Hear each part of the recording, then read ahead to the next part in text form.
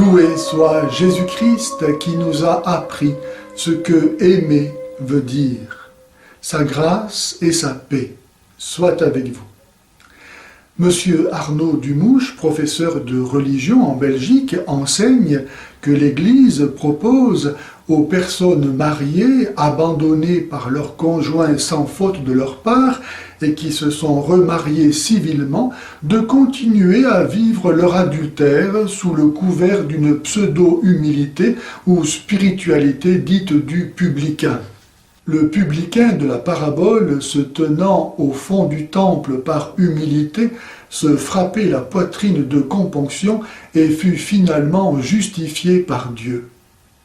Monsieur Dumouche invite les personnes dites divorcées remariées à imiter cette attitude extérieure de pénitence, c'est-à-dire à se reconnaître pécheresses, se tenant au fond des églises, ne communiant jamais, mais sans pour autant cesser de pécher sexuellement. Monsieur Dumouche affirme textuellement que le publicain ne peut pas ne pas pécher. Or, ceci est totalement faux. Collecter des impôts, même pour l'occupant romain, ce qui était l'office du publicain, n'est pas en soi un péché. Ce qui était un péché était de profiter de sa situation pour voler. Et si le publicain a été justifié, ce n'est pas seulement, comme veut le croire M. Dumouche, parce que celui-ci s'est reconnu pécheur, mais encore et surtout parce qu'il a décidé de ne plus pécher et de rendre ce qu'il avait volé. La bonne nouvelle que n'annonce pas M. Arnaud Dumouche est que les personnes abandonnées par leur conjoint ne sont pas condamnées à commettre l'adultère.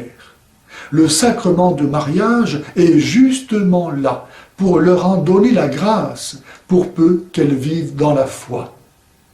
M. Arnaud Dumouche, accommodant péché et sainteté, enseigne la voie large et spacieuse qui conduit à la perdition. D'ailleurs, on ne voit pas comment la fidélité pourrait être glorifiée et la miséricorde s'exercer en faveur d'un conjoint infidèle revenant demander pardon et trouvant le lit conjugal occupé par un remariage.